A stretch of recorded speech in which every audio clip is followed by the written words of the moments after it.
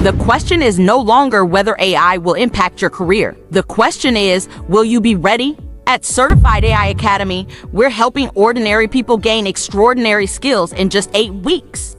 Unlike many programs that leave you alone with recorded videos, our classes are taught live by experienced instructors. You will learn practical AI skills you can immediately apply at work, in business, or to launch a new career. And we don't stop at training. We help with resume development, job search support, and connecting graduates with opportunities. Many AI jobs today can be performed remotely from anywhere in the world. Our next session begins July 24th. Seating is limited. To enroll, text AI to 346-271-0711 or visit certifiedaiacademy.com. Have you noticed? The world is changing faster than ever before. Artificial intelligence is transforming workplaces, creating new opportunities, and reshaping entire industries. The question is no longer whether AI will impact your career. The question is, will you be ready? At Certified AI Academy, we're helping ordinary people gain extraordinary skills in just 8 weeks. Unlike many programs that leave you alone with recorded videos, our classes are taught live by experienced instructors. You will learn practical AI skills you can immediately apply at work, in business, or to launch a new career. And we don't stop at training. We help with resume development, job search support, and connecting graduates with opportunities. Many AI jobs today can be performed remotely from anywhere in the world. Our next session begins July 24th. Seating is limited. To enroll, text AI to 346-271-0711 or visit certifiedaiacademy.com. All right, thank you, ladies and gentlemen, for staying put, and I'd like to welcome all of you who are joining from across the globe tonight. I will be bringing you again a very special, explosive monologue talking point on the subject of the transition in La République du Cameroon. You have a very, very dangerous situation at the moment. The president is out in Switzerland obtaining treatment. A few months ago, he revised the constitution and introduced or reintroduced the post of vice president. The National Assembly voted to give him the right to appoint a successor in a vice president. And at a time when many were expecting him to go ahead and appoint the vice president, he took off for Europe after a collapse at the 20th May celebration festivity at the presidency, of course, in a 2D. So the question becomes, which is the question we attempt to do justice to here in our conversation. The question is, what if, just what if, Paul Biya does not return from Europe alive? We're going to be discussing that. But before I take you there, ladies and gentlemen, I will take you first to Bamenda. There is a group in Bamenda called Northwest Women for Peace and Mediation or something like that. June 4th, and I think June 3rd to the 4th, they held a summit in Bamenda in which they publicized some alleged achievements that they have achieved that I read through the document or a news report that portrayed what these women allegedly have achieved in Bamenda, and so many questions to ask.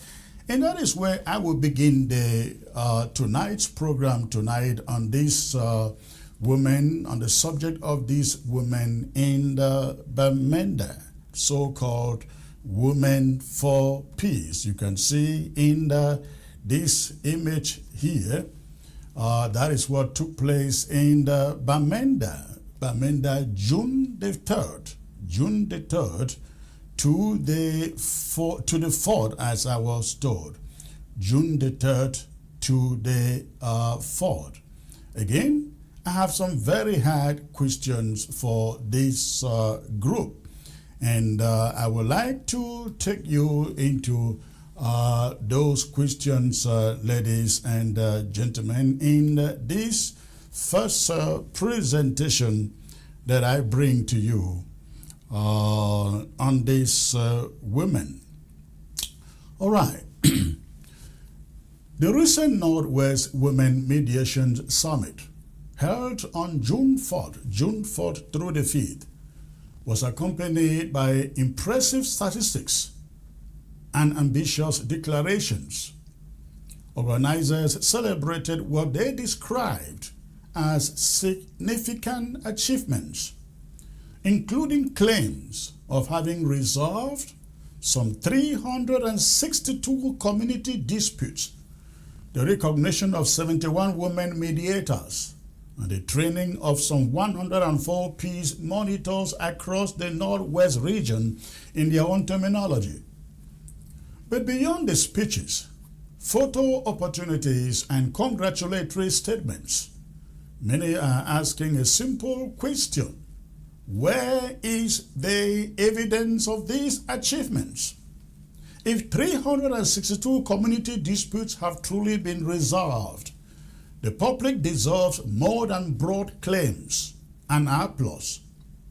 Which communities were involved? What were the disputes? Who were the parties? What specific outcomes were achieved?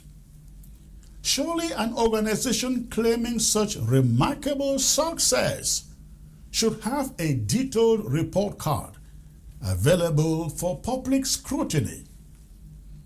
The same questions apply to the reported 71 women mediators and some 104 peace monitors. What exactly are they mediating or monitoring? What peace are they monitoring? Are they addressing the political conflict that has consumed the region for nearly a decade? Or are they focused on primarily on local disputes related to the larger conflict? These questions matter because the Ambazonia conflict is not a collection of neighborhood disagreements.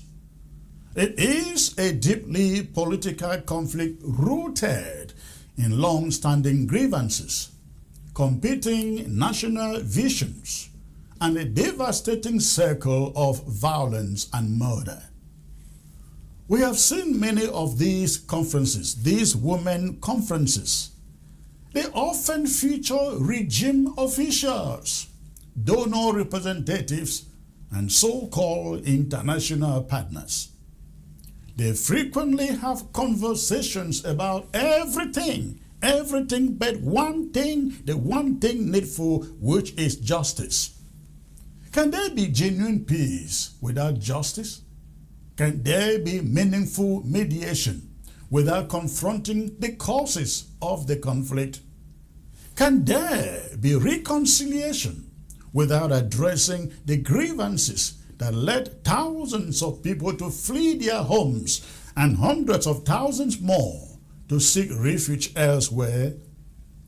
For years, ladies and gentlemen, communities across the Northwest, as they call it, and Southwest have experienced displacement, insecurity, economic hardship, and loss. Large numbers of our people have sought refuge in other parts of Cameroon and neighboring Nigeria, Gabon, Equatorial Guinea, you can name the rest. Entire communities have been disrupted. Where has this women mediation network been in documenting these experiences? What interventions has it undertaken on behalf of the displaced families? What recommendations has it made to address the suffering of civilians caught in the conflict? Even more troubling are persistent reports of communal tensions and violent attacks, including killings, emerging from Mbororo cattle raiders in parts of Donga, Mantung, and Menchum. Families have reported insecurity, destruction, and loss in these areas. If the so-called Northwest Women Mediators Organization has been actively mediating these conflicts, the public deserves to know the details. If progress has been made, where are the reports? Where are the documented outcomes? The burden of proof rests with those making the claims. No organization should expect unquestioning praise simply because it uses the language of peace building. Peace building is not measured by conference attendance or training certificates. It is measured by tangible results, transparency, and public trust. Too many so-called women peace initiatives have become completely disconnected from the realities facing ordinary people on the ground. The organizations function less as independent voices and more as instruments or proxies for promoting Yaounde's preferred political narrative while avoiding difficult questions about justice. The so-called Northwest Women Mediators Network has an opportunity to respond to this. Publish your evidence. Show the communities you mediated. Present the case studies. Release your reports. Demonstrate the impact. If the achievements are real, the facts will speak for themselves. If they are not, if it is all about propaganda, then the public has every right to question whether these initiatives represent genuine peace building or merely another exercise in political grandstanding. In a conflict that has lasted nearly a decade, the people deserve more than slogans. They deserve accountability and evidence or proof. That is my talking point on this subject, ladies and gentlemen. Again, you find the faces on your screen, so-called Northwest Women Peace Mediators. Again, gathering in Bamenda, June the 4th and the 5th, taking stock of what they said they have achieved in the peace mediation. I am being joined all the way from the United Kingdom tonight, ladies and gentlemen, by the one and only barrister Metro Lissinger. Metro, if you can bend your camera slightly, please bend your camera slightly. A little more. Wonderful. All right. Okay. Metro, you are a lawyer here, and you have, I believe, have studied some of these NGOs, not necessarily the ones I'm referring or describing here, but in your trade as a lawyer, I believe you have studied the work of NGOs, in this case, the work of these women NGOs in Bamenda. These women NGOs started emerging from the early days of the Ambazonian conflict. We heard them or we saw them in Biya. In fact, some went protesting in Biya. We saw them in Bamenda, and now they are making these high-sounding claims of peace here and there, mediators here and there. And yet, when they call for this conference, it is paraded by government officials. Why should anyone not believe these are proxies? These so-called women peace mediators are proxies of the government in La République du Cameroon's Yaoundé. Yes, thank you, Chris. And it's always a pleasure to be on your platform. I would like to look at this in the Cameroon context, in the Cameroons. If you look legally, what is peace? Legally, peace refers to maintenance of public order, tranquility, and security within a society. So when you look at in the context of Cameroon, Personally, when I look at people, it's out of their remit. These people are not in the position to solve the problem that we have in the Cameroons. Because when it comes to maintenance of public order, tranquility, and security within a society, I don't think, yes, at some point we can say civil society have got a part to play. But the ones that we have today, the problem, especially in British Southern Cameroon, West Cameroon, the problem we have there, I don't think they have anything to say. It's out of their hands. They cannot do anything. So this, I believe, should be in the hands of the government of La République. And what I will tell you, the government of La République itself is not governing, because a government is somebody who have got authority to govern a country. But when you look at the functions of a government, the government is unable to govern. So that's why I say sometimes we have a non-functional government. But again, without any gainsay, if you look in the Cameroons, a lot of civil society have emerged.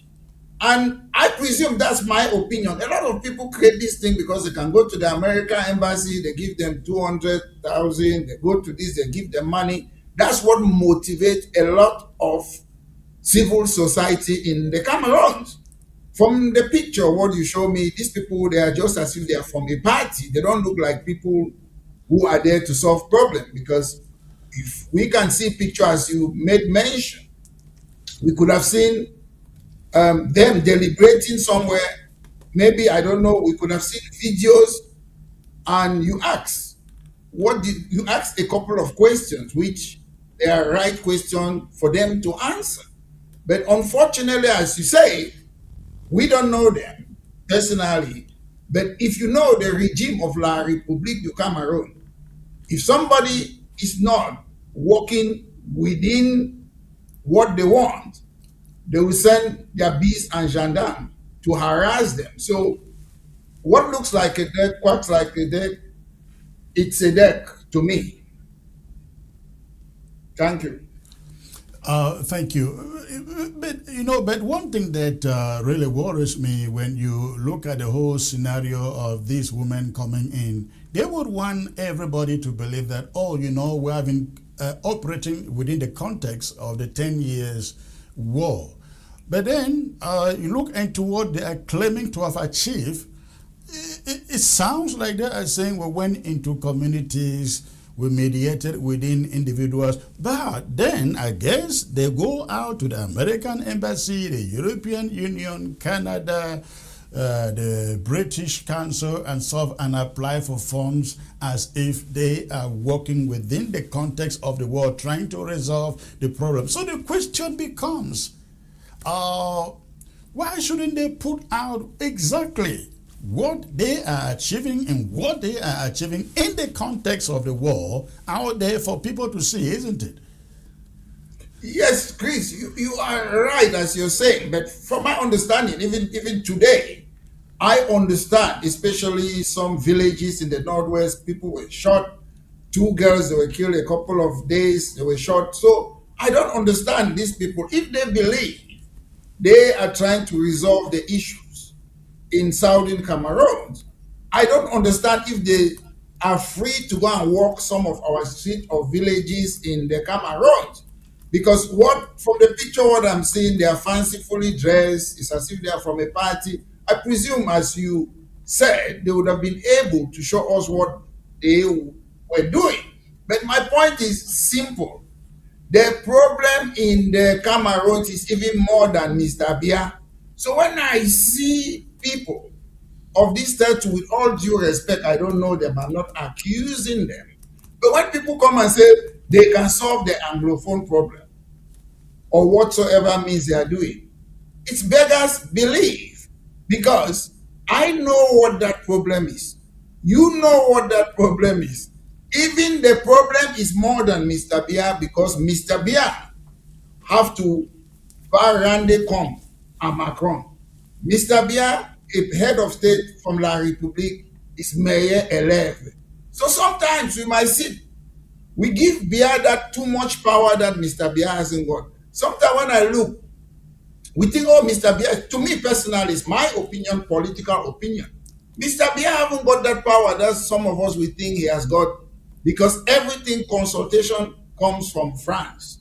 So at the end of the day, Cameroon is a land of survival of the fittest. And sometimes I might say these things, some of my friends in the Cameroons, they will be annoyed. I say the standards in the Cameroon are very low because anybody can just do anything and just in the sake of what? Some few stipends. So to me, I'm not surprised what is happening. Anybody, I know people, not personally, but I know people who have created civil society just to profit for themselves. So it's another way of indirect scam. I've seen it. I'm not talking about this group, but I know people who have done that. Everybody in Cameroon is survivor for the fittest. Oh yeah, Cameroon is essentially looking like Nigeria, full with civil society groups that claim to be doing a lot, but absolutely doing nothing but just writing grants application to get funding. And again, that is what is happening to Cameroon. I will suggest to every Ambazonia restoration fighter out there, these so-called groups, they are not fighting for Ambazonia like you in the bushes. They are fighting for their own bellies. They are fighting for their own families. And Maitre, look at this. How does the public on the ground hold such groups accountable to bring out evidence for their claims? How can they do that? To me, I presume already on this program you are holding them accountable. And I presume you on this program, you can get some of them their telephone numbers. I presume again you on this program, when you get their telephone numbers, they'll be able to join this program. You know they will not come on this show, right? They will not come. They will tell you. You'll be surprised to know how many people I have invited from ground zero. If it were possible, I would like to bring on every person who matters on the ground to come on this show. They have a number of issues. Number one, they tell you, oh, Chris Anu, come on Chris Anu for a lot of people to see me on the show with Chris Anu. Some people give those reasons. Some say, well, for security reasons, I don't want to step out in the public and say anything. Some say the network is not good. I understand that one and I agree, because I have hardly had any show here with somebody from the ground that went smoothly. It's very difficult to have somebody show up and have a smooth network from the ground. But this woman, they also they like to identify with the regime, on the side of the regime. And they will explain to me that, we have to do that because the conditions on the ground. Whether it is real or not, I just think they are trying to protect what they get from the regime. But the good thing is some very brave ones, like the mayor of Douala, I've forgotten his name, is it Bidong or something like that? He came on this show. Unfortunately, we just couldn't make any progress because of his network.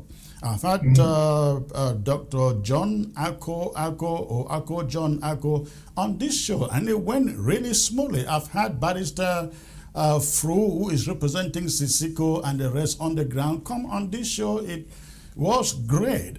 But this particular set of people who are just out there for money-making business, no, don't expect them to come here. Agbo Bala is one of those I've tried to bring on here again and again. And when I speak to him, he say, oh, bro, just give me 1 week. Oh, bro, I will come. Oh, bro, until...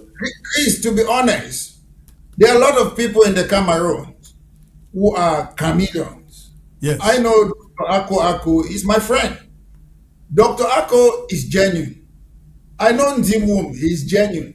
I know the people are genuine. And a lot of people come, oh, you come to Chris Arnold's program. I say, invite me on CRTV, I will come there. Why don't you invite me on CRTV? What's wrong with that?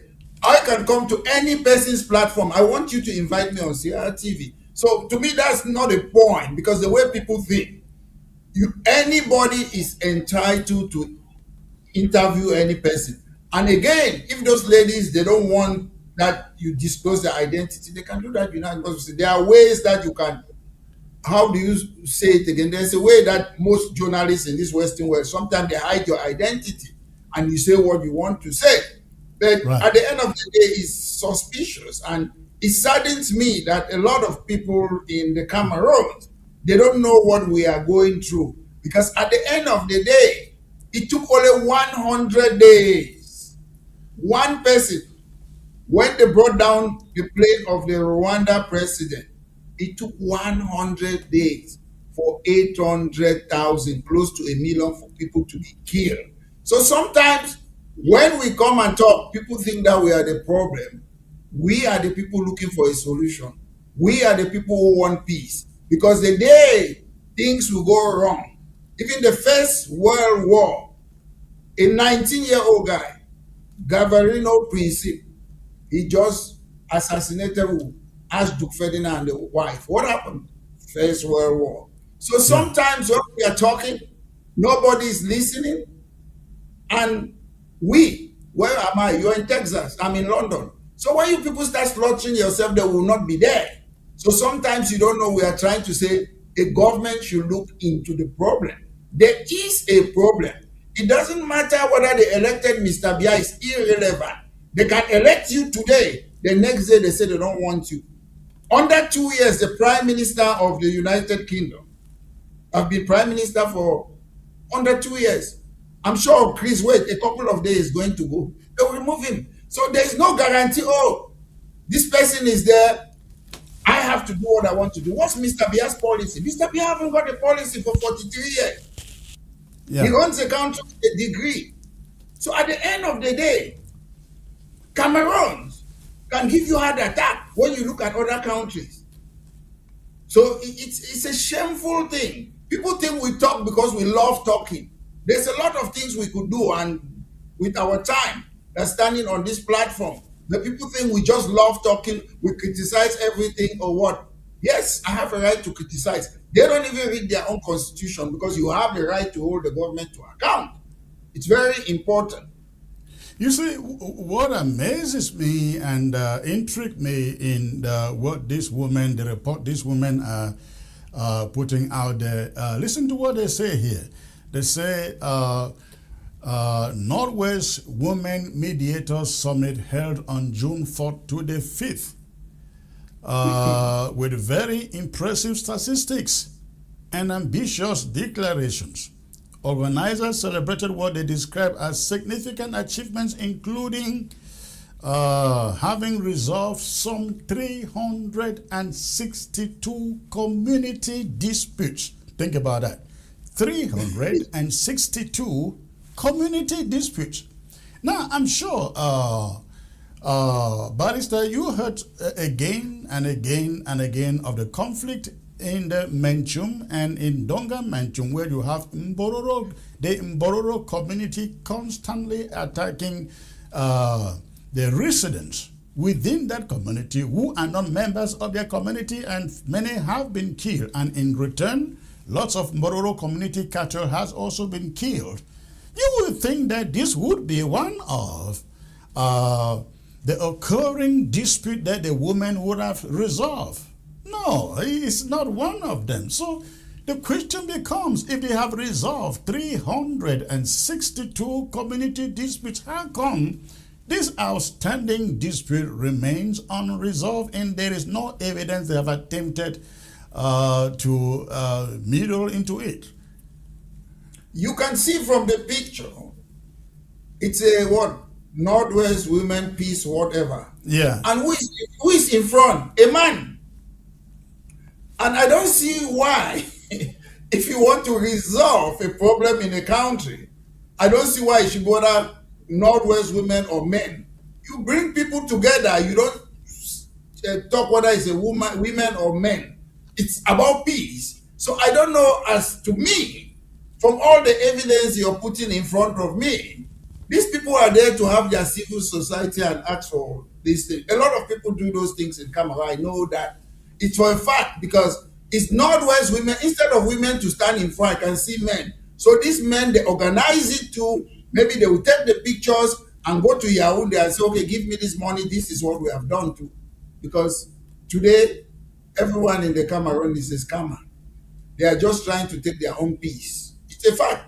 As you said, it is even me. I don't think I have the power to go and solve dispute in certain parts in the Cameroons. It's a difficult thing because some of them, I'm not surprised that most of them, you cannot interview them or what, because one, you ask them what problem are they trying to solve, they won't know, because from what I am seeing from those pictures, it was, our people, us West Cameroonians, Southern Cameroonians, our people, they go to a 2D, they put a budget, then they will have to say, we took this money, this is what we do, these are the pictures we went to do peace, they justify them.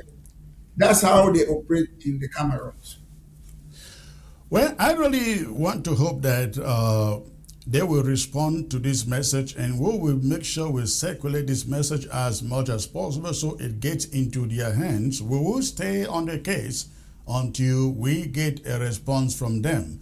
And if you are watching us, you know who this woman leader is. Please reach out with the contact if you do. We would like to give them the opportunity to come on the air here to explain what they mean by 362 disputes resolved, 72 mediators or 76 mediators ordained. Let's know where they are going to be serving. All right, Mola, please stay put in there. When we come back in the short break, ladies and gentlemen, I will be taking you to my story, or the main story of the day, which has to do with Biya's return from Europe. In that explosive monologue, I will examine the growing uncertainty surrounding Cameroon's succession crisis following President Paul Biya's trip to Switzerland. Why was the position of vice president suddenly reintroduced? Why has no appointment been made? Is the president receiving medical treatment abroad? And what happens if the head of state, the almighty head of state, becomes incapacitated before naming a successor? This analysis explores the constitutional implications, the possibility of political turmoil, political instability, the role of the military in a succession vacuum, and the implications for Ambazonia and the wider Cameroonian landscape. That is, in case Paul Biya just doesn't return from his break. So please, ladies and gentlemen, stay put. I'm going to be right back. Have you noticed? The world is changing faster than ever before. Artificial intelligence is transforming workplaces, creating new opportunities, and reshaping entire industries. The question is no longer whether AI will impact your career. The question is, will you be ready? At Certified AI Academy, we're helping ordinary people gain extraordinary skills in just 8 weeks. Unlike many programs that leave you alone with recorded videos, our classes are taught live by experienced instructors. You will learn practical AI skills you can immediately apply at work, in business, or to launch a new career. And we don't stop at training. We help with resume development, job search support, and connecting graduates with opportunities. Many AI jobs today can be performed remotely from anywhere in the world. Our next session begins July 24th. Seating is limited. To enroll, text AI to 346-271-0711 or visit certifiedaiacademy.com. Have you noticed? The world is changing faster than ever before. Artificial intelligence is transforming workplaces, creating new opportunities, and reshaping entire industries. The question is no longer whether AI will impact your career. The question is, will you be ready? At Certified AI Academy, we're helping ordinary people gain extraordinary skills in just 8 weeks. Unlike many programs that leave you alone with recorded videos, our classes are taught live by experienced instructors. You will learn practical AI skills you can immediately apply at work, in business, or to launch a new career. And we don't stop at training. We help with resume development, job search support, and connecting graduates with opportunities. Many AI jobs today can be performed remotely from anywhere in the world. Our next session begins July 24th. Seating is limited.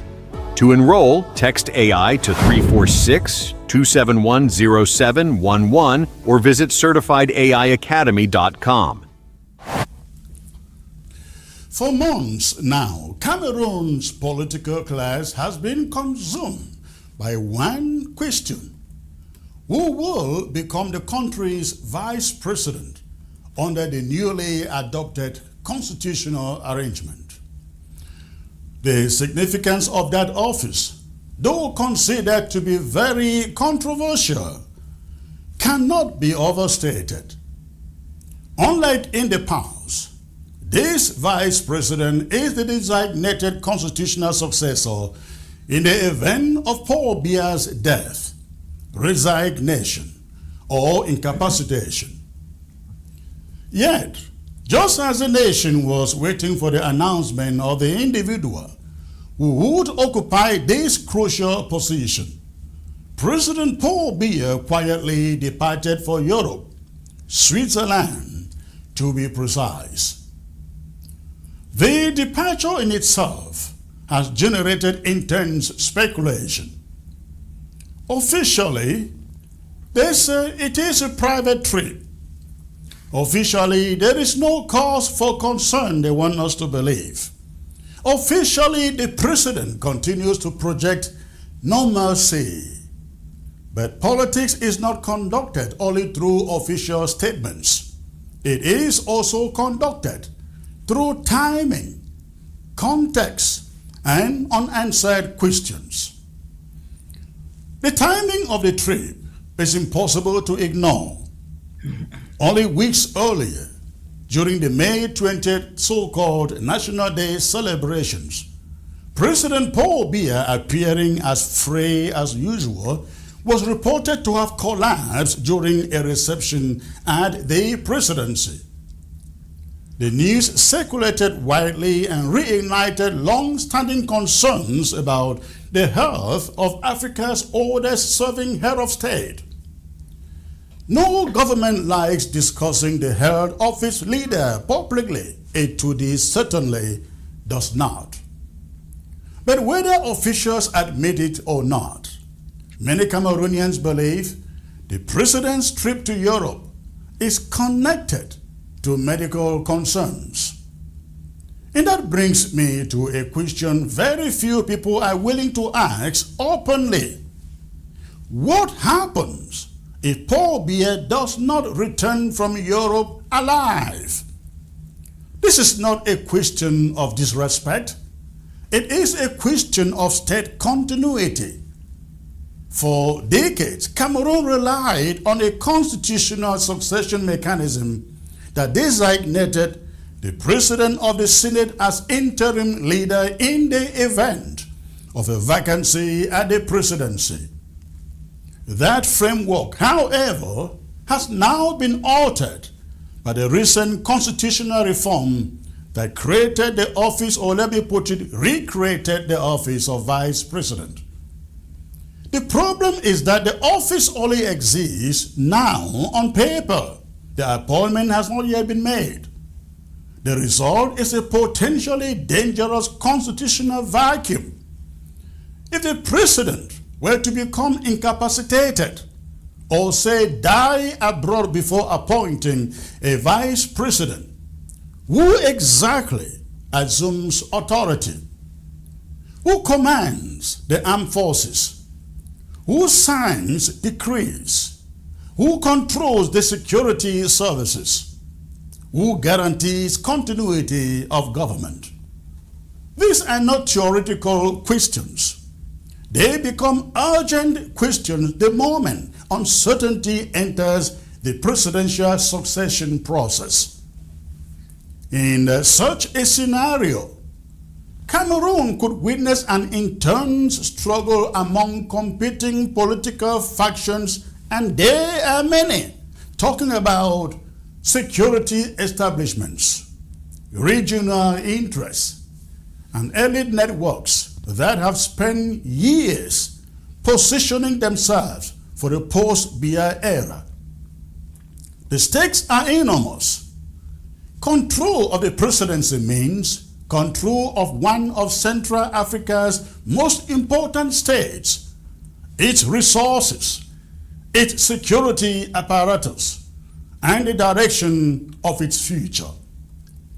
In the moment of uncertainty, institutions would be tested, and if institutions prove unable to provide immediate clarity, attention may inevitably turn to the army, the military.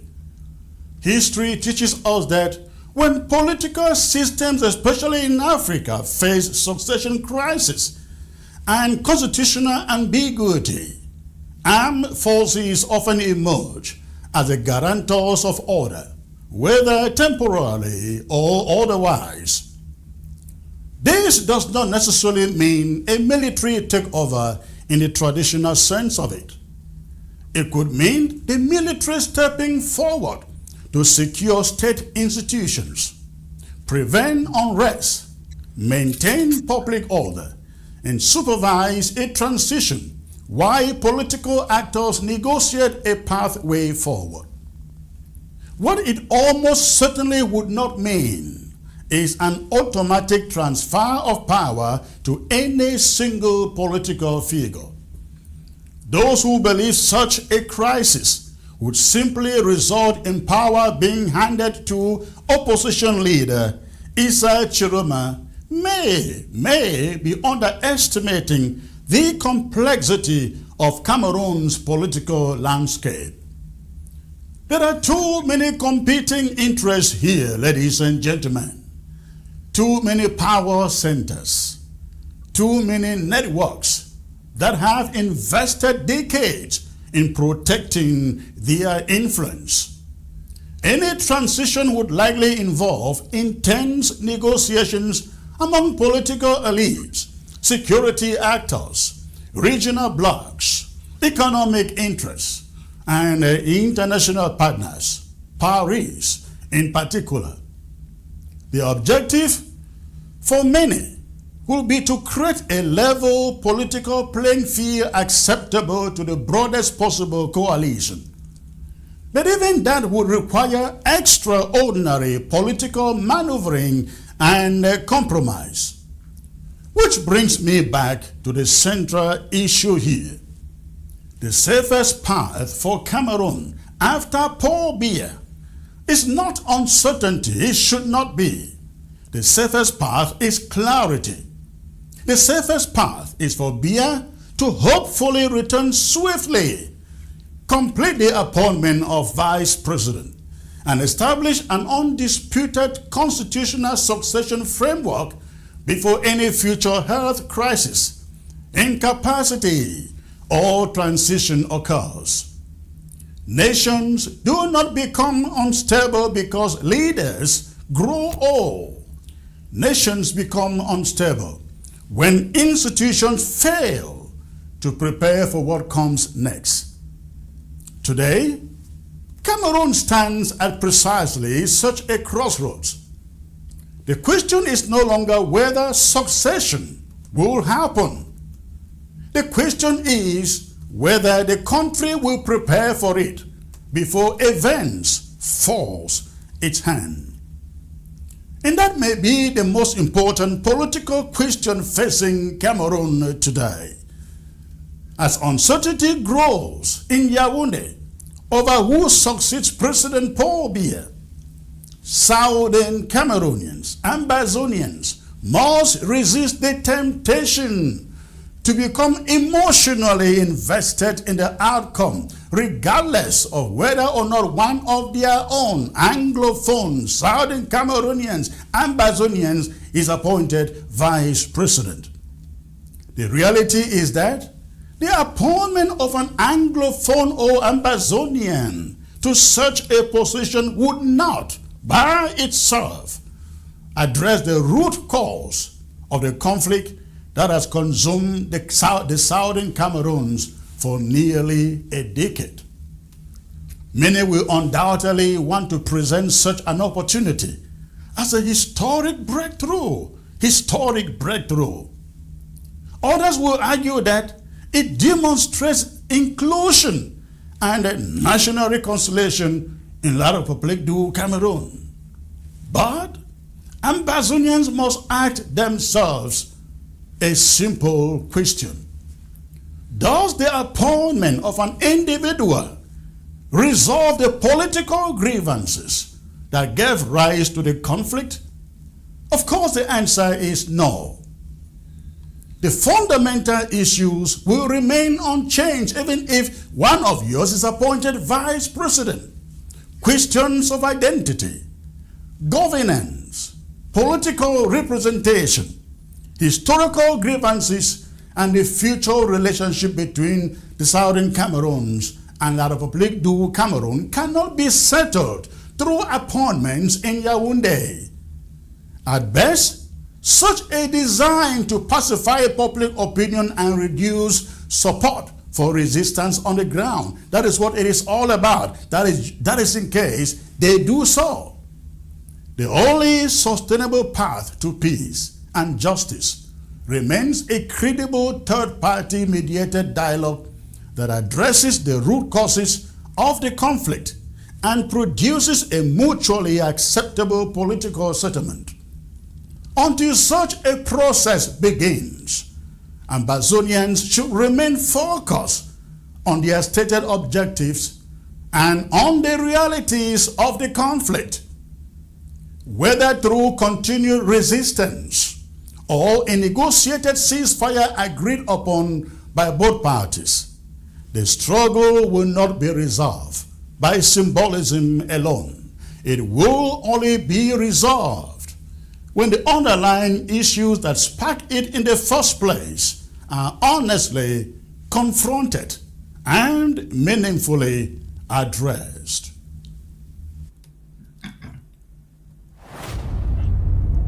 Have you noticed? The world is changing faster than ever before. Artificial intelligence is transforming workplaces, creating new opportunities, and reshaping entire industries. The question is no longer whether AI will impact your career. The question is, will you be ready? At Certified AI Academy, we're helping ordinary people gain extraordinary skills in just 8 weeks.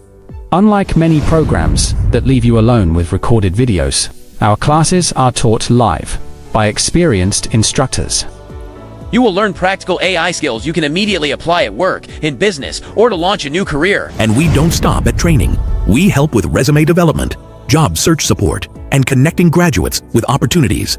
Many AI jobs today can be performed remotely from anywhere in the world. Our next session begins July 24th. Seating is limited. To enroll, text AI to 346-271-0711 or visit certifiedaiacademy.com. All right, ladies and gentlemen, thanks for staying put with that commercial period there. I'd like to take you back to the discussion on the subject of Biya's return to La République du Cameroon. As you must have listened in my talking point there, Biya left Cameroon last week for Switzerland. The presidency would want everybody to believe that everything is okay. He is not going for any medical treatment. He is just going there for a vacation. Whereas we know only a few weeks prior to that, May 20th to be precise, Biya is reported to have collapsed at the presidency during a 20th May Unity Palace celebration. The wife, we are told, advised that he be taken immediately out of the country for medical attention. We are told Biya said, no, I'm okay. Let's just go on here. He was taken away from the party into his private residence while the wife, Chantal, came back and asked the celebrants to continue with the party. But this is a question. This is a question, and this is why this question is very, very important and critical. Biya asks for a constitutional successor. He told to this it had been the place of the Senate president to take over from the president in case of incapacity or resignation or sudden death. But Biya took that away, got Parliament to revise the Constitution to create the post or recreate the post of Vice President. That was done more than a month ago. And people were expecting, well, probably once that is done, Biya should be appointing the Vice President. No, the speculations have not materialized. Instead of appointing the Vice President, Biya has left for Europe. There is no idea as to when he is coming back. And nobody has a handle onto the reshape of his own health. That is why the question arises. What if Biya doesn't return alive from Europe? What if he dies in Europe? He would have caused turmoil by not appointing that vice president, in my opinion, because at that moment, you can no longer, when the Constitution says a vice president takes over from the president, you cannot at that moment now say, okay, let the Senate president come and take over the leadership. So what happened if Mr. Biya dies in Europe in return to Cameroon as a corpse? The chances are real, ladies and gentlemen. I'm not wishing for his death. Nobody wants anyone to die in spite of how wicked that he may be. But what if that turns out to be the case? Without a vice president, Ngongo cannot appoint a vice president. He has no constitutional duty to appoint one. Chantal Biya cannot. The Senate cannot. Parliament cannot. The Prime Minister cannot. Wouldn't that put that country into a damn turmoil that has not been seen? Would the military come over and take up power and say, you know what, we need to bring normalcy back into the country? The scenario is very, very precarious. It is confusing. It will be dangerous, which is why I would like my guest to discuss this with me tonight. Metro Lisenga, you are, again, a barrister, a lawyer. You understand some of these constitutional provisions than some of us. Is it okay? Would the president of the Senate take back power and officiate temporarily? Maybe is it the 30 days or 60 days or 90 days that the former constitution gave him? Will he be in the right place to step in the case of the demise of Paul Biya out of the country without a vice president to take charge and run a transition? Yeah, thank you, Chris, for the question. I agree with some of the things you're saying, but I'll tell you something that have already happened that we don't notice it. You know, the Constitution, I'm talking about the former provision, says what? Which is the same thing apart from the fact that they have created a vice president. The former Constitution says if the position of the president becomes vacant as a result of death, resignation, or permanent incapacitated. The same Constitution, the amendment says the same thing. So I know we come from Africa, we're afraid to talk about death.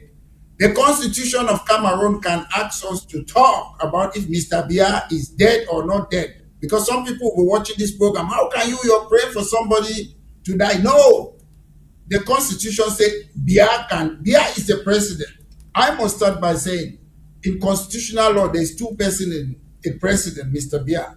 There's Mr. Biya as a private man and Mr. Biya as the president of a country. So we are talking about the president of a country on this platform. We are not talking about Biya as a private person. So I should make that clear. If you see, Mr. Chris, two things have happened. You know about it, but maybe you will not look at my approach the way I'm looking at it. Mr. Nyat Jifenji have been there for a long time. They knew, doctors will say Mr. Nyat have got less than 1 month to die. They knew that in presidency. They removed him because they knew he was going to die. And when they removed him less than 1 week, what happened? 11th of April 2026, he passed away. The doctors too, they told them that Kabaye Jibril was going to die. They removed him because he was going to die, not because they removed him. They removed him less than 1 month. He passed away on the 6th of May 2026. They know Mr. Biya is going to die very soon. So they have created that position. The point is not whether there will be confusion without a vice president. They created that position because they can control if Mr. Biya dies. Mr. Biya can pass away today. Are you suggesting that Biya did not create the position? It's not Biya. It's not Biya. I don't believe it. Listen, you see Donald Trump, when he comes and sign things, he's talk. Have you seen Biya signs? All those things they say Biya signs, we just accept it's not Biya. Biya, listen, it's a common sense. At 93 years old, what can you do? I'm sure some of us will have family people who are 90. Biya does not run the country. And I will tell you as I develop my point. So they know when Mr. Biya is going to die. They knew when Biya... But then going by your premise, if Biya really or actually doesn't run the country, don't you think that those who run the country would have said the president cannot travel without this appointment in place? No, listen, let me put these things before we come to the point. I'm just saying, they know when the president of La Republique is going to die. They know now as we're talking. You know, they keep things secret. Biden have got stage 4 cancer. Everybody knows. The King of England have got cancer. We know. The next in line to become the King of England, the wife have got cancer. We know. So, you know, in the Cameroons, everything is a secret because I have been talking about this thing for some years. About Liomba in Gabon, the first president of Gabon. They knew that he was going to die, and France asked that they should change the constitution in the early 1960s and put a vice president. And they asked him to put Omar Bongo. And the video is there. Then Liomba organized an election. He was voted on his sick bed while he was dying. They elected him after Omar Bongo, he said, "This is my vice president." Then some couple of months he went to France and died. Omar Bongo took over. So we need to know the modus operandi of France Afrique. But my point, what I'm saying, I want to say this point, which is very, very important. They have successfully created that position. That's what matters. Even if they don't appoint any person, if the president dies today, they can send a presidential decree that Mr. Biya have resigned. A dead man. They can just send the message out. So the point is not... But then the question is, who would they say Mr. Biya is appointed as vice president? Listen, that's the point I was coming there. Okay. They will appoint somebody that they want. They already, listen, to be honest, we don't know the person. They know who is going to represent Mr. Biya. They know it by now, as we are talking. So now the point is, they have successfully created the position. The point was to create the position. When Mr. Biya disappeared for more than 40 days, none of us, we did not know where Mr. Biya is. We did not know if he was dead or alive. So if Mr. Biya is no longer there or incapacitated, he can say that he has resigned and appointed. If, example, Mr. Biya can sit wherever he is today, I've appointed Mr. A to be the vice president. Then the next 3 days, they say Mr. Biya have died, so the person takes over. Maybe so the best scenario that I see in the narrative you are painting there is that which, being that the cabal is in control, the cabal that runs the day with him, if he dies suddenly, they can keep the announcement until when they take care of everything and then go out and say the president has appointed Mr. John Doe to become the vice president. And then 3 weeks after you hear, oh, the president died. He's dead. So that is what they have done. To me, I'm 100% sure. It's not one. They have a problem. They know if they appoint somebody from West Cameroon, he will take over. So the point now is they will do that last minute. We have appointed this person within a short period. Somebody from La Republique takes over. Then maybe they will bring young Philemon as vice. Because, as I say, those things doesn't matter.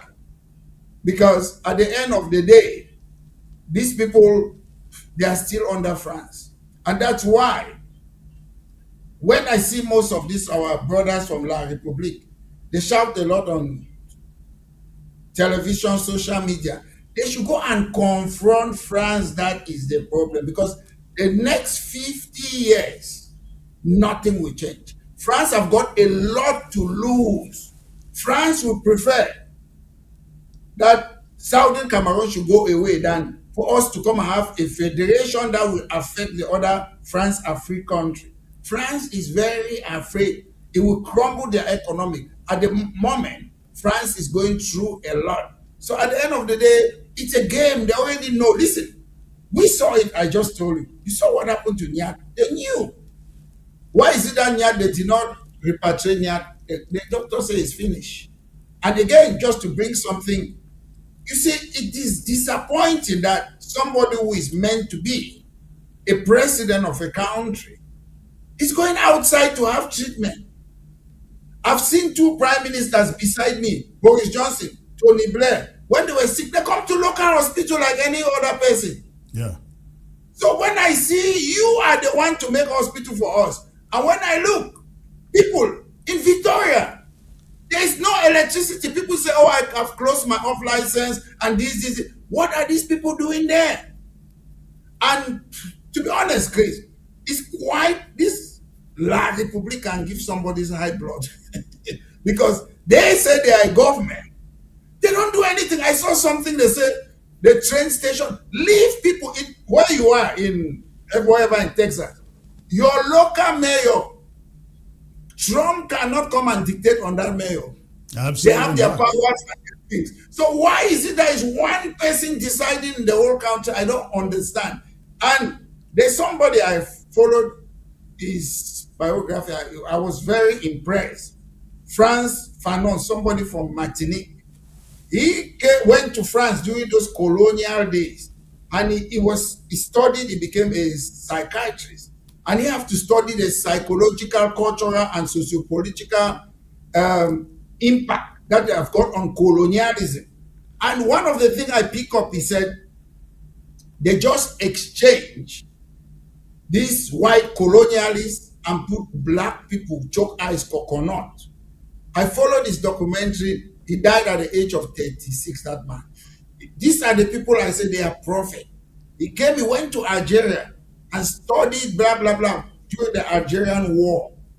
And he did a lot there and helped them. He was a psychiatrist.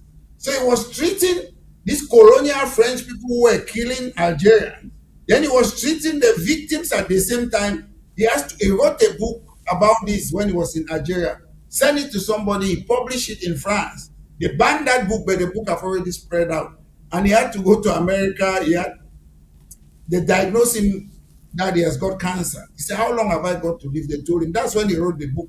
So he said that we in Africa and the colonial countries that they colonized, he said he studied the psychological impact, because that's what is still affecting us in Africa. You ask yourself, you have everything in your own country.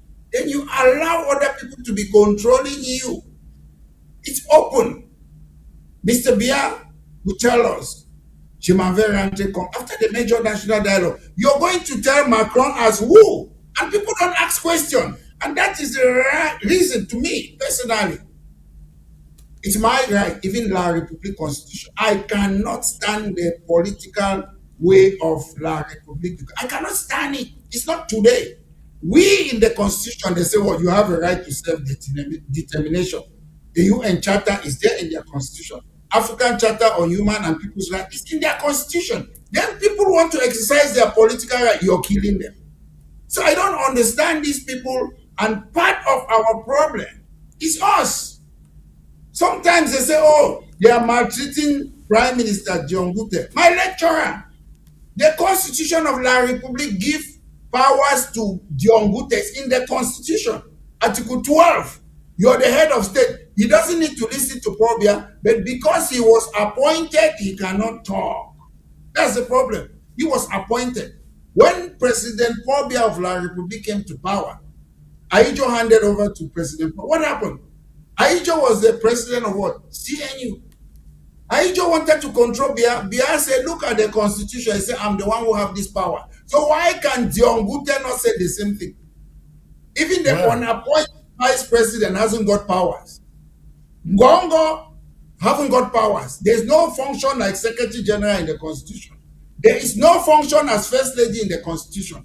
But they are controlling our own father and brother Diongute. Then we say, I should sit here and feel sorry for him. I don't feel sorry for him. It's part of the system. That's why, even if there is a person from Southern Cameroon who is president of that Cameroons, I will not be happy because France must have seen that he is a meilleur élève.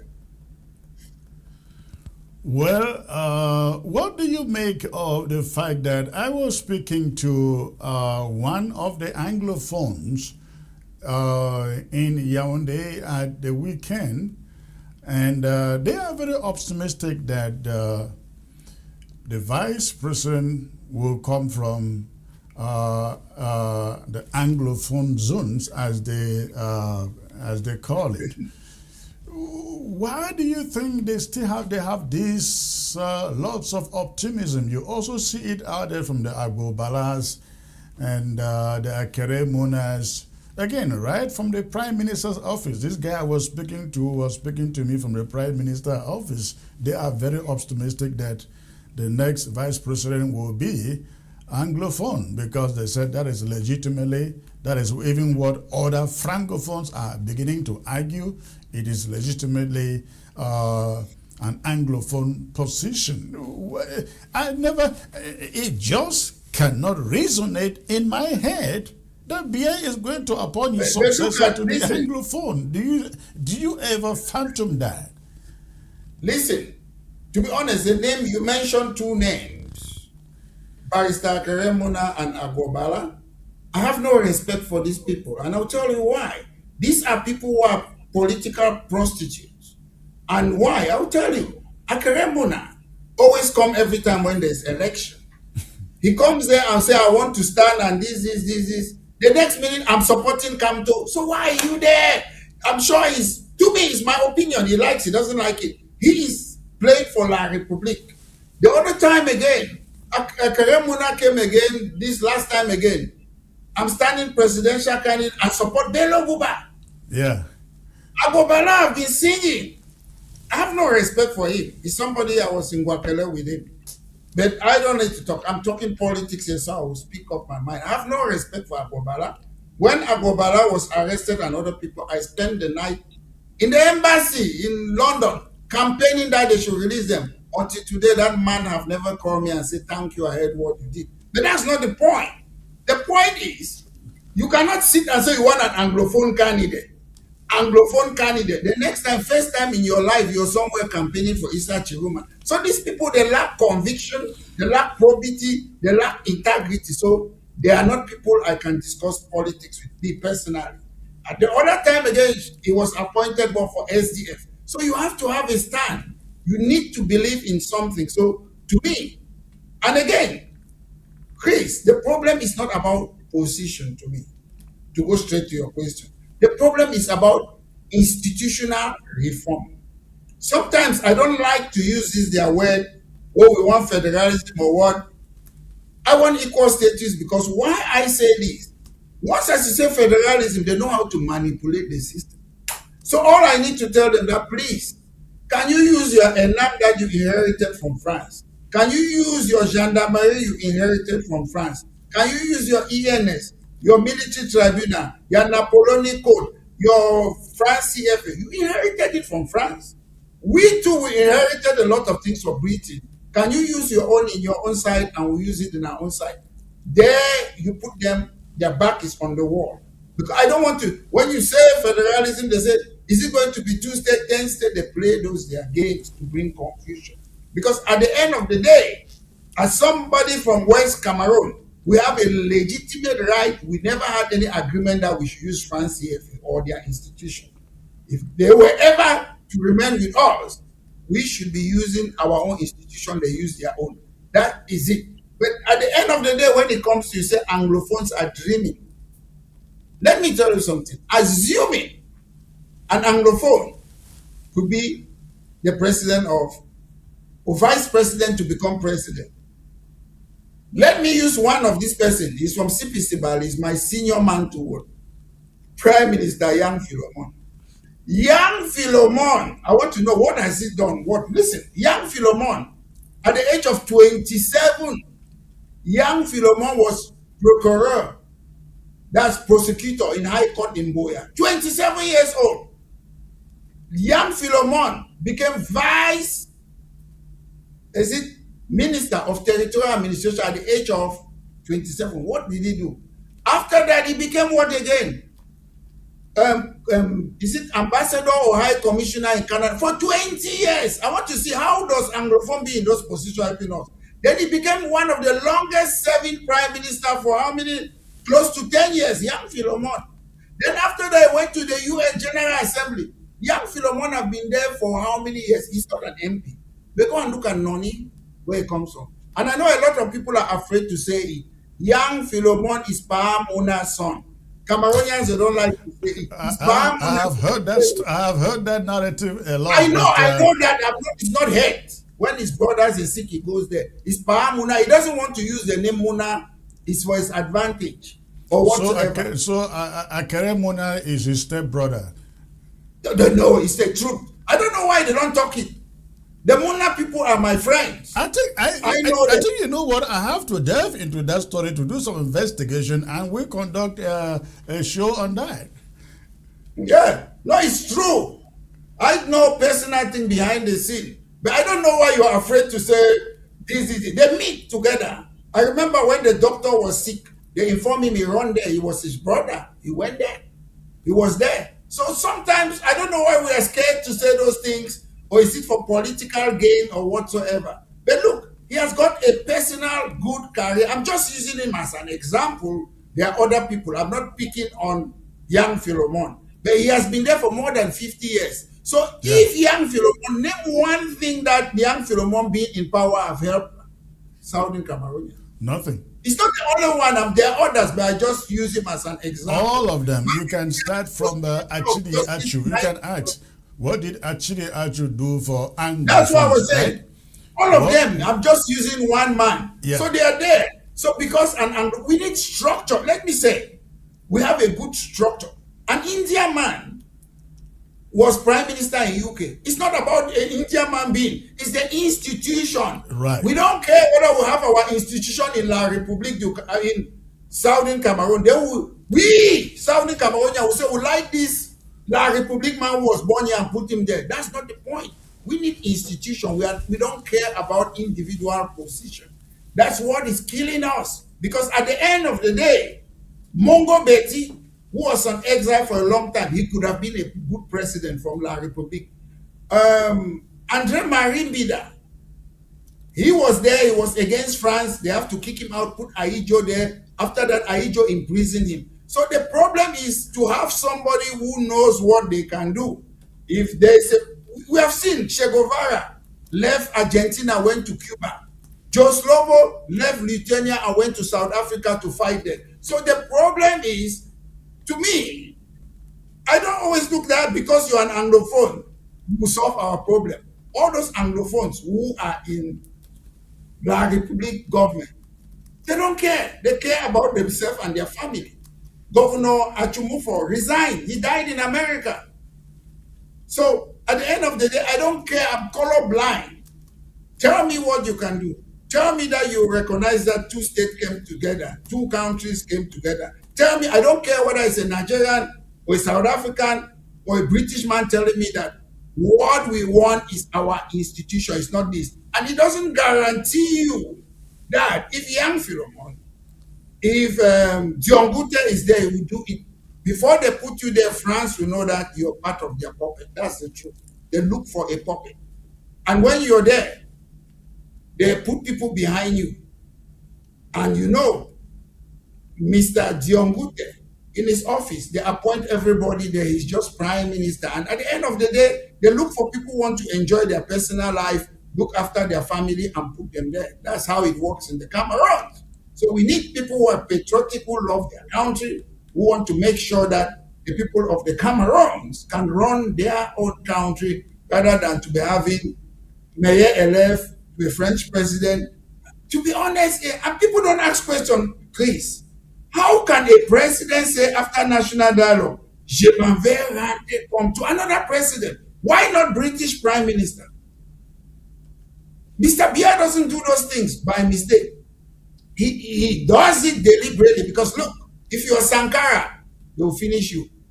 This man, Traore is there. They are watching Traore. When the time comes, they will knock him out because they can accept coup in Chad. They can accept coup in Gabon. They cannot accept coup in other African countries. It's a disgrace that at this age, we are still talking about what we are going through in our continent. We cannot stand around our own country. We cannot do things for the interest of our people. But at the end of the day, I have good friends in La République du Cameroon. But to me, the only solution is to trigger the Article 65, the right to self-determination. Because for La République to be free, with other France-African countries, it will take more than 50 years. So I'm begging, using your program, begging my brothers from La République, when I leave, we make we go. So let me bring in the question of Issa Tchiroma, because many out there would be thinking that let's just assume there is the demise of Paul Biya abroad and a situation emerges that requires succession. There are people out there, supporters of Issa Tchiroma, who would say, well, this is the moment for the legitimate president to take over office. Do you see that happening by any means? I mean, a situation where Issa Tchiroma is allowed to walk back home and assume the presidency? I understand late John Frundi is dead. If there was a legitimate person that would have taken over, it should have been John Frundi.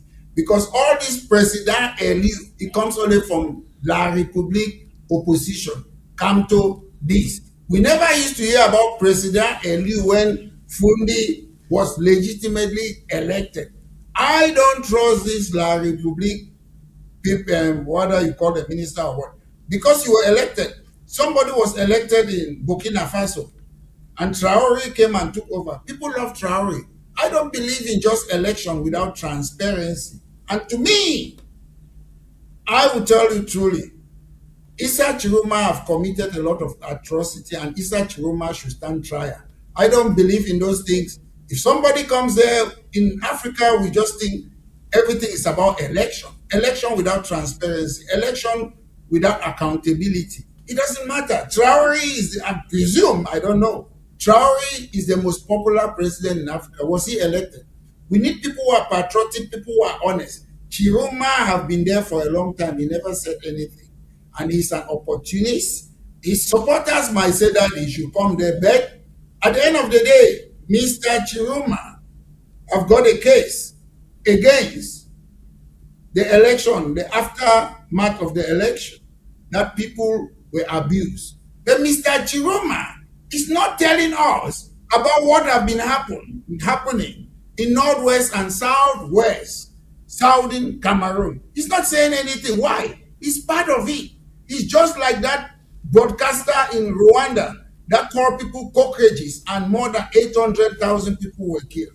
Mr. Tchiroma said there was no Anglophone problem, and more than 6,000 people, 700,000 internal displaced. I personally will arrest Mr. Tchiroma. He is an evil, they created the Frankenstein monster. I don't care whether he's a president. If Mr. Tchiroma is the president of La Republic, I will still remain opposition. You have to be a little cautious there, because he's my friend, right? So yeah, you are saying it's your friend. I will tell you. Do you know the people? Let me tell you something.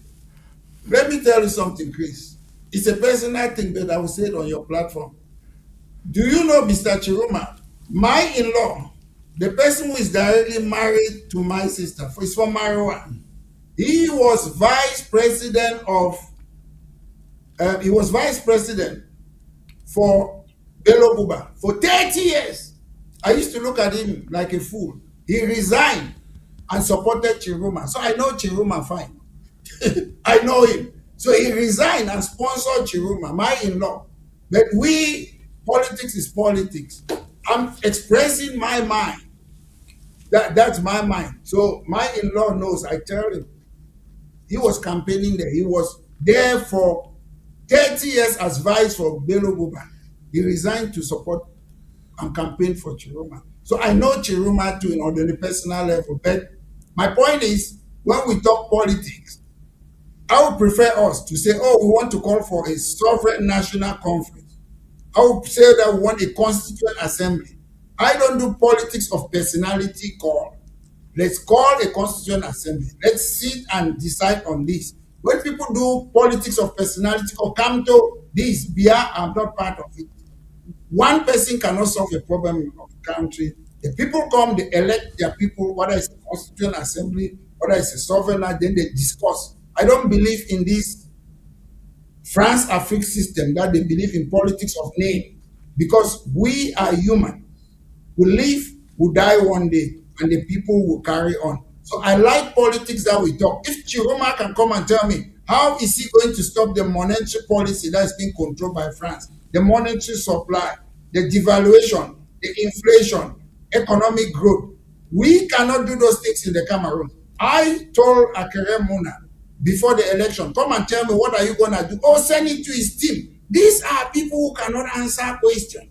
These are people who cannot tell you about economic justice policy. These are old school politicians. I will ask them, I've said it time and again, please. Tchiroma is close to what? 79. Akeremuna more than 70. Kamto 70. Please, why should we be supporting people who are above 70 at this age? This is nothing personal.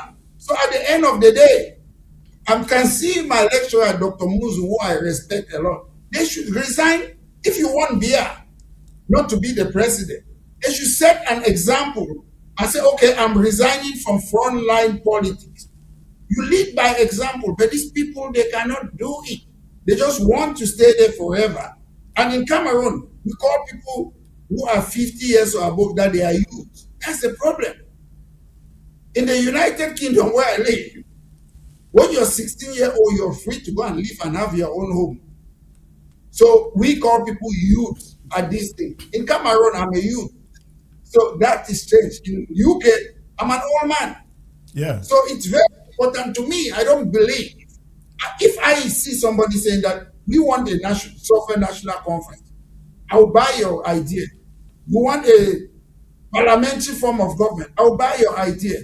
Because president is the continuation of colonialism. France, Phenom, I would like you to go and follow. I'll send a thing. All right.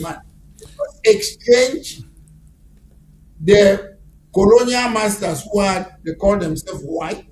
Then they put black people who are coconut, bounty, they work for them.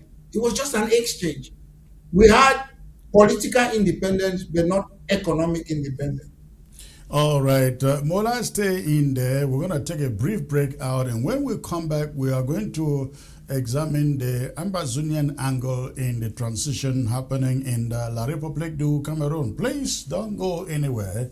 I'll be right back. Have you noticed? The world is changing faster than ever before.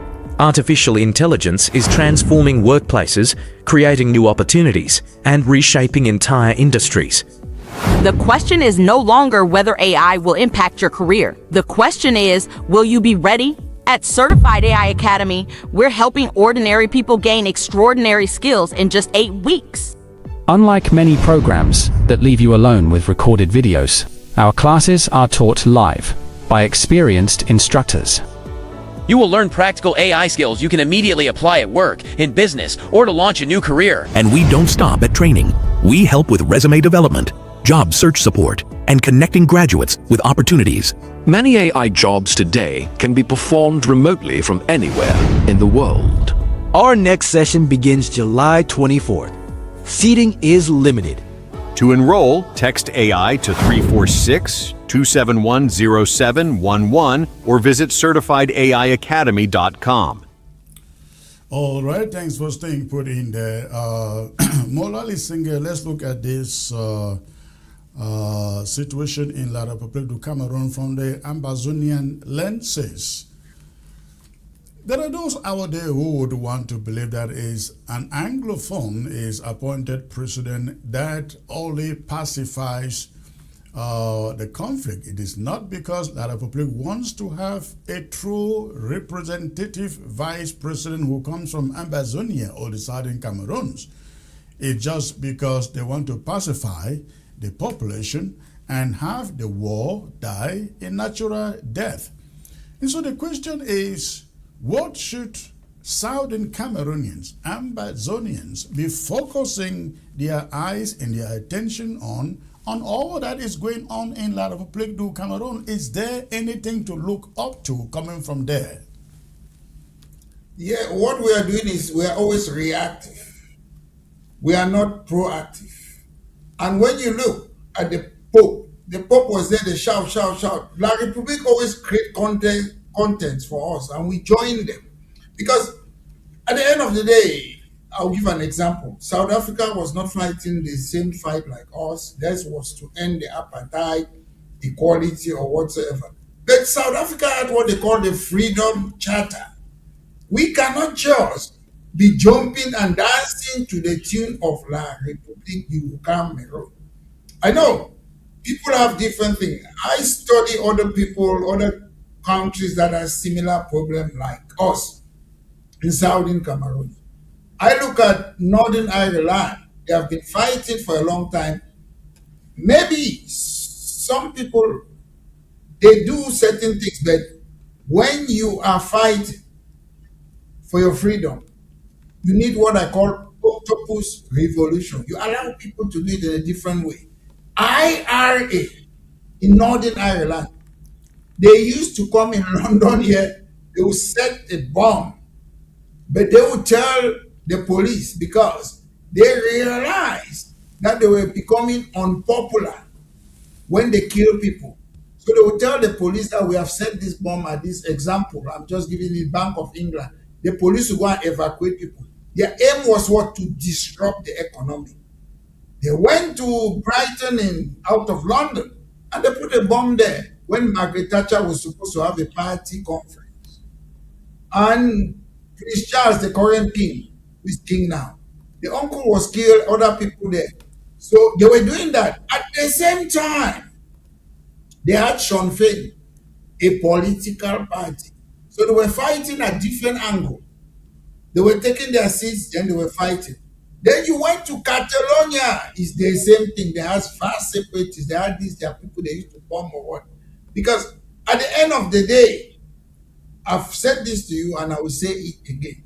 It is small catchy monkey. Example, these are fake things that they give in Cameroon. We are not in power. If people who have conviction and there's people who believe, I know Cameroon is difficult in Africa because they bribe you, you just change. They have to start taking those seats and don't go into Yaoundé.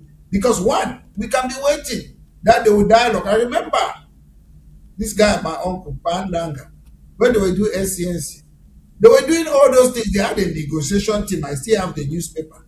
That is when I was still in Cameroon. I'm sure it's close to 40 years or more. But the negotiation haven't gone. I'm not saying people should not do what they want to do.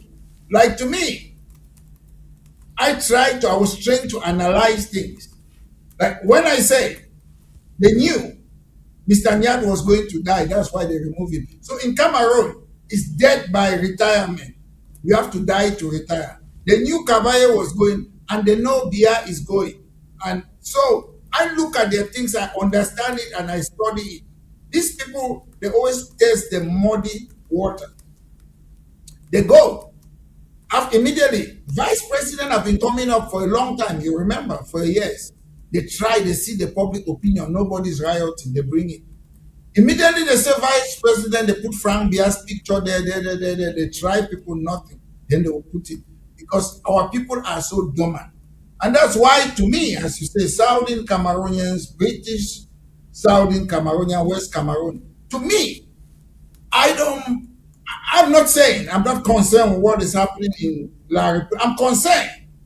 But at the end of the day, I'm not begging them. My argument is, use your system. Whatever dialogue, use your system. One, What's a gendarme? Armed people fighting crime. What's police? We're fighting our own crime. So why must your institution exist in our own area? These are things that we have let it go for a long time. And to me, it's up to us, the people. And at the end of the day, people always infiltrate things. People always come and say, oh, Chris Ano is a sellout, Metal is a sellout. They do all those things there. We have our brothers and sisters, Tanganji, all those people, they are working there. If we want to be sellout, we would have been working with them. We are outside the system for a purpose. And to me, what I will tell you clearly, they have made their plan. The problem now in the Cameroon is not about Southern Cameroon, because they look at us like minority. Insofar as they can get Grand North and the other part of Cameroon, they don't care about us. That's how that country functions. They don't care about Anglophones. You're minority, you don't care. That is how they look at it. And that's why, when they said John Fundi won the election, what happened? Ambazonia came and said that all them damn Joya, everybody come, Bello Buba. No, we cannot give it to an Anglophone. That's already something that we know. So we cannot sit there and be begging people that we want to do so. My view is we can use their own law and win them. Well, I think it is difficult to use their own law because... Let me learn, Chris. Let me learn what I mean. Let me learn, Chris. Okay. The reason we can use their own law to win them is what? Why do you think they are afraid to have parliamentary election? Why do you think they are postponing it? They know they cannot win it. Why they know that you can defend parliamentary election than presidential election. How? You can focus and defend it and win it. How will you do that in that country? Who appoints the judges? No, I mean parliamentary election. I'm not talking about judges. Whoa, listen. Yeah, you said you can defend it and win it. But the question is, in which courts? Listen, your court is different. I'm saying standing for election is different from court. When you stand for those elections, you can stand there and they count it there. Unlike presidential election is one man. Why do you think they are postponing the election? They know they cannot win it. If you do it there, they always know they don't win election. They don't need to know they have to win, I'm right? not talking about presidential election. Bello Buba won more than 60 members of parliament when Fundi boycotted. Anybody can win parliamentary election. It's easier than winning the president. I think I differ with you a little bit there, because you know how the machinery works. You don't have to win or loss at a local level to be a parliamentarian, because the results get to Yaoundé and they decide who wins. Not all. Not. Listen, I'm making it clear. Presidential election is a fix. There are certain parts when it comes to, I don't have all the system there. It's not the same. I'm sure they can count those things there in front of you.